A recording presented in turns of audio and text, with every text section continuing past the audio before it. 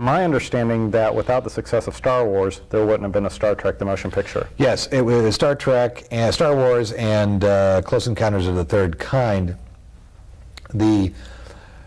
At that time, 1977, 78, they were going to redo Star Trek as a series. By then they'd finally decided, and I detail all of this. It's very confusing. It was going to be a low-budget film, then it was going to be a TV series, and then it was going to be a series of made-for-television movies, and it was going to be a television series again, and who the hell knew what was going on? Every time the guys at the hierarchy at Paramount changed their underwear, they changed their minds about what to do with Star Trek. Finally, they were going to do a made-for-television movie. It was going to be a made-for-television movie.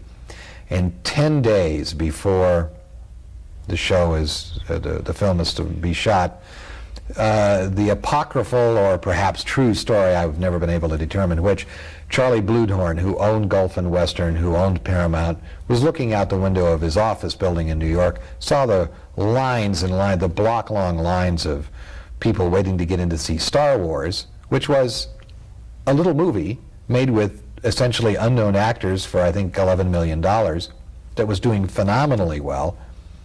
And he turned to one of his assistants and said, "Don't we own something like that?" And then the show was, the film, the made-for-television movie, was canceled, and Robert Wise was brought in to direct, and it was going to be a big deal and a big, full-blown theatrical feature. And did it achieve their expectations? The road to bringing Star Trek as a feature film was as convoluted as bringing it back in the first place. One of the problems was Robert Wise had never seen Star Trek, and so Gene had to screen episodes of the show for him. To which, after making hundreds of millions of dollars, the wonderful folks at Paramount said, "Well, Gene, we're only going to charge you $150 an episode to show this to Robert Wise." The sad thing about the film, well, there were two very, very sad things. Number one, or several sad things, the studio insisted that they have experienced film writers write it, so Gene did not write it. They decided that they were going to use Robert Abel and Associates to do the special effects, and no one bothered to check out what their delivery history had been like, and it was abominable. Paramount guaranteed a Christmas premiere and took $20 million in deposits. So when Robert Abel was not able to deliver the special effects, they had special effects houses all over the world working on double, triple, and quadruple golden overtime to bring out these special effects so that they could cobble something together and call it a motion picture. There was no producer look at. Gene didn't see it until the premiere because Wise worked on it until the day before he had to fly to Washington with a wet print. There were no audience testings, as is usually the case. It was a mess, and it just didn't come across the way they wanted it to. And the final insult was when Paramount took all the money spent on the 5 or 6 or 8 years of development before and dumped it all into the budget of this film. And that's what kicked it from $20 million up to $42 million, and Gene took it in the neck for that. But the fan, I remember being in the audience when that film premiered, and even though, looking back on it, I have to agree with you that the film wasn't all that it could be. There was still such an excitement that these people were back. Yes. They're well, back. Our friends were back. They were on the screen, and it was a big experience. And I still think that the Wise film is more of a film experience than the other films. The other movies may be better stories and better movies, but they're, to my way of thinking, they are basically giant television episodes as opposed to what Robert Wise did, which is a full-blown film.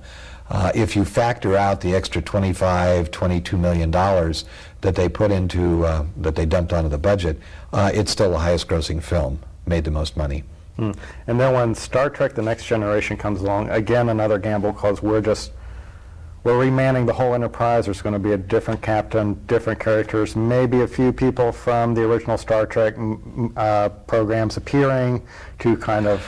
Wasn't that necessarily a big risk? In my research, I found one of the very friendly chaps on the show, one of the actors, told me in great confidence, and since I don't identify them, it's okay. All the actors had 3 contracts. There was a contract for the pilot, there was a contract for 13 weeks, and there was a contract for 6 years.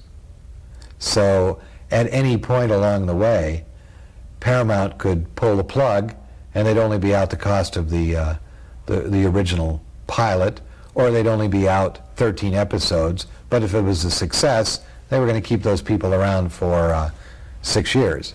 No, this next question, I can imagine that if Gene Roddenberry were here and had to answer this next question, it would almost be like a father being asked which of your children is your favorite. But I'm going to ask this question anyway. Between the original television series and the movies and Star Trek The Next Generation, what do you think pleased Gene the more?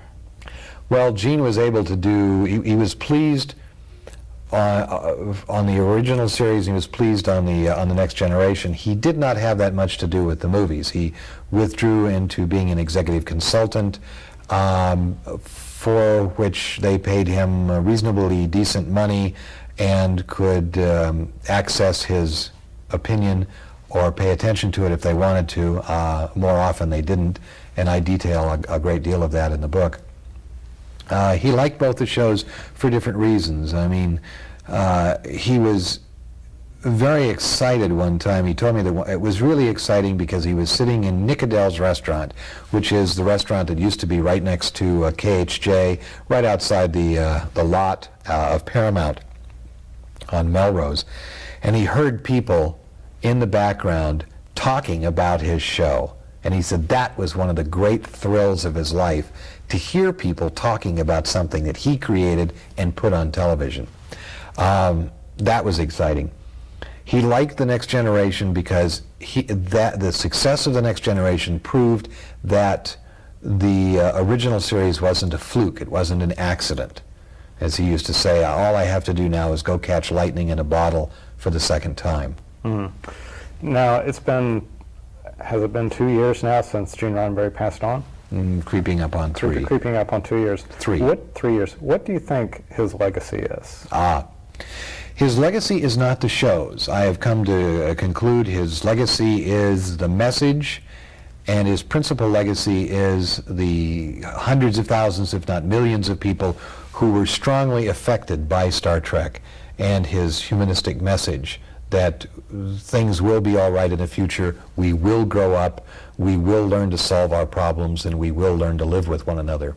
So you would say Gene Roddenberry was optimistic about our future. He wasn't necessarily a doomsayer. Oh, no, not at all. He was a great believer in us as a successful species. He didn't say that we were going to make it tomorrow or the next day because, well, tomorrow could be 500 years long. He was absolutely convinced and had great faith in us as a species, and I think that's what people pick up on. Very interesting to note that in the A&E special biography about Gene Roddenberry, as well as in your book, Gene Roddenberry's ashes were sent up in the space shuttle. Yes. That started, our quest to have that done was started the next day after Gene passed away. I was with him when he died, and I was at the house the next day. His personal assistant and I, Ernie Over, were sitting in the office. The idea struck both of us at the same time. I said, I'll go drop this on Majel. I walked across the foyer into the family room, sat down where she was waiting for a phone call from Forest Lawn to tell us that they were ready to cremate the body. Before I could say anything, she just looked at me and said, gee, I just wish we could shoot his ashes into space. And I said, I'll start working on it. And got up and walked out of the room, and we made some phone calls, and about a year later, it happened.